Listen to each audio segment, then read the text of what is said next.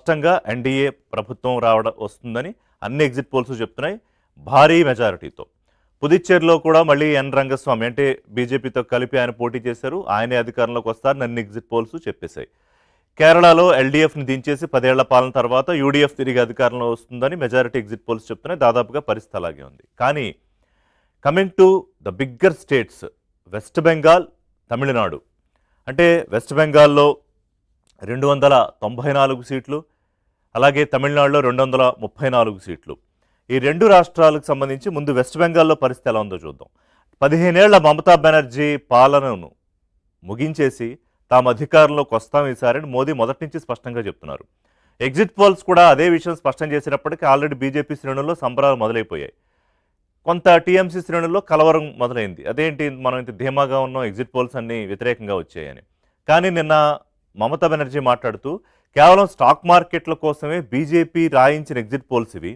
226 సీట్లతో, అంటే out of 294, 226 సీట్లతో తిరిగి నేనే అధికారంలోకి వస్తున్నాను అని చెప్పి తాను ఎందుకు అధికారంలోకి వస్తాను అని చెబుతూ ఎలక్షన్ కమిషన్ను ఇంతకుముందే తీవ్రవాదులతో పోల్చిన మమతా బెనర్జీ నిన్న చాలా పెద్ద హైడ్రామా క్రియేట్ చేశారు. అక్కడ తాను పోటీ చేసిన భవానీపూర్లో, అంతకుముందు నందిగ్రామ్లో చేశారు, ఇప్పుడు భవానీపూర్లో చేశారు.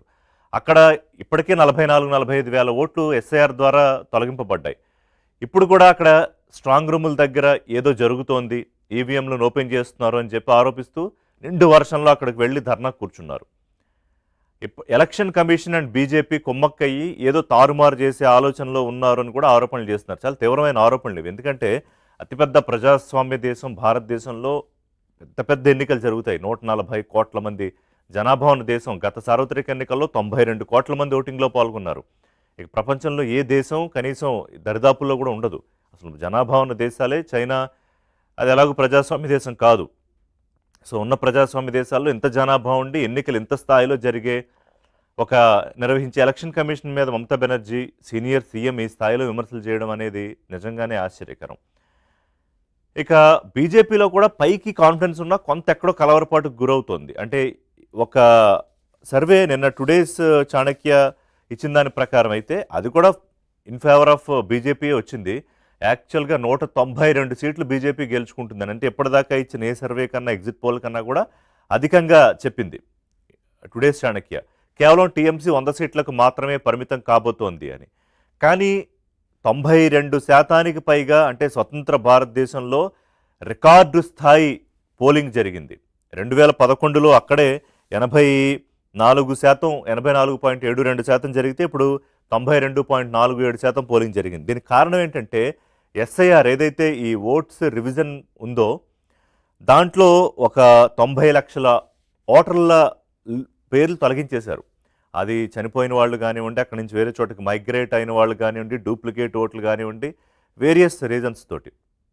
అందుకని ఓట్లు తగ్గిపోయాయి. ఓట్లు తగ్గడం అంటే ఓటర్లు తగ్గారు, ఓట్ల పర్సంటేజ్ అందుకు పెరిగింది అనేది ఒక మ్యాథమెటికల్ థియరీ ఒకటి కనిపిస్తోంది. రెండోది ఏంటంటే ముస్లిం మెజారిటీ ఉన్న కొన్ని ఏరియాల్లో, ఎగ్జాంపుల్ ముర్షిదాబాద్ అనే ఏరియాల్లో 96% నమోదైంది. అంటే అవుట్ ఆఫ్ ఫియర్, అమ్మ మనం ఓటు వేయకపోతే ఏమవుతుందో, మన ఓటు నెక్స్ట్ ఎలక్షన్కి ఉంటుందో లేదో, అసలు మనకి ఈ సంక్షేమ ఫలితాలు వస్తాయి రాదో అన్న భయంతో కూడా కొన్ని చోట్ల ఓటింగ్ పర్సంటేజ్ ఎక్కువ నమోదైందని కూడా అంటున్నారు. బట్ ఓవరాల్గా ఏంటంటే యాక్సిస్ మై ఇండియా లాంటి ఒక సంస్థ వెస్ట్ బెంగాల్లో ఎగ్జిట్ పోల్ ఇవ్వలేదు. ఎందుకు ఇవ్వలేదంటే వాళ్ళు చెప్పే రీజన్ ఏంటంటే 60 నుంచి 75% మంది ఓటర్లు పోస్ట్ పోల్ సర్వేలో ఏ విషయం చెప్పలేదు, అసలు మేమేం చెప్పమన్నారు భయపడి. అంటే ఎవరికి భయపడ్డారు? బీజేపీకా, టీఎంసీకా, లేకపోతే ఎవరికి భయపడ్డారు? వచ్చి అడిగేవాడు ఏ పార్టీ వాడు తెలియదు, అందుకని ఎవరు నోరు మెదపలేదు. సో అప్పుడు ఈ ఎగ్జిట్ పోల్ ఎట్లా ఇస్తామని యాక్సిస్ మై ఇండియా ఎందుకు ఇంపార్టెంట్ అంటే గతంలో ఇచ్చిన 5-6 ఎగ్జిట్ పోల్ సర్వేలు పర్ఫెక్ట్గా రిఫ్లెక్ట్ అయ్యాయి. బట్ లాస్ట్ టైం తమిళనాడులో తప్పింది, అలాగే ఆంధ్రప్రదేశ్లో కూడా తప్పింది యాక్సిస్ మై ఇండియాది. సో అందుకని దాదాపుగా మెజారిటీగా ఎగ్జిట్ పోల్ అంతా ఆల్మోస్ట్ యాక్యురేట్గా వచ్చింది కాబట్టి ఆ సంస్థకు ప్రత్యేకత ఉంది. సో మొత్తం మీద ఏంటంటే ఇటు మమతా వర్సెస్ మోదీ ఎన్నికలో మెజారిటీ ఎగ్జిట్ పోల్స్ అయితే బీజేపీ ఈసారి అధికారంలోకి వస్తుందని. అంతకుముందు అప్రతిహతంగా పరిపాలించిన లెఫ్ట్ పార్టీ కంప్లీట్గా కనుమరుగు. గతంలో కూడా ఒక సీటు లేదు, కాంగ్రెస్ కూడా ఒక సీటు లేదు. లెఫ్ట్ ప్లస్ కాంగ్రెస్ కూటమి దాదాపుగా అక్కడ ఎగ్జిట్ అయిపోయిన పరిస్థితే కనిపిస్తోంది. ఏమన్నా వస్తే 1-2 సీట్లు వస్తాయని అంచనా మాత్రమే వేశారు. సో ఏం జరగబోతోంది వెస్ట్ బెంగాల్లో అనేది ఒకటి. ఇక most interesting southern India state Tamil Nadu. తమిళనాడులో మొదట అండర్ డాగ్గా అనుకున్న విజయ్, అంటే ఏదో వచ్చాడు, పార్టీ పెట్టాడు, పెద్దగా ప్రభావం ఏం చూపించలేడు, మహా అయితే అంటే ప్రీపోల్కి ముందు సర్వేలు ఏంటంటే ఓ 7 సీట్లో లేకపోతే 10 లోపు సీట్లు వస్తాయనుకున్న పరిస్థితి.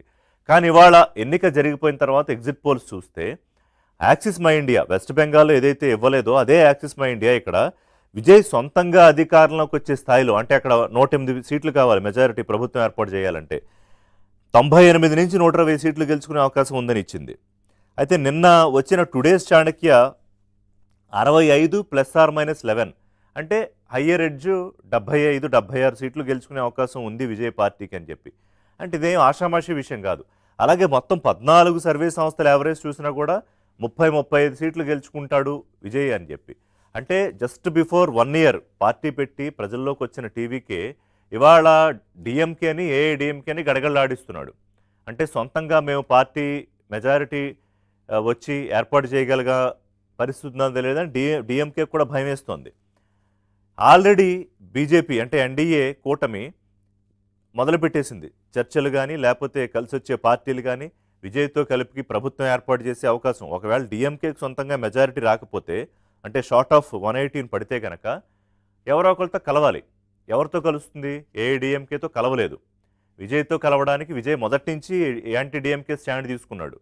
అందుకని ఏఐడిఎంకే ఈసారి బాగా దెబ్బతింది. మెజారిటీ చూసుకున్నా కూడా 70-80 సీట్లు అన్ని సర్వేలు చూసుకున్నా కూడా, లోయర్ అయితే 18-20 సీట్లు కూడా ఇచ్చారు. అందుకని విజయ్తో కలుపుకుని ఏఐడిఎంకే కూటమి అంటే బీజేపీ ఉన్న కూటమి మీకు అర్థం అవడానికి. సో ఆల్రెడీ పావులు కలుపుతున్నారు అని.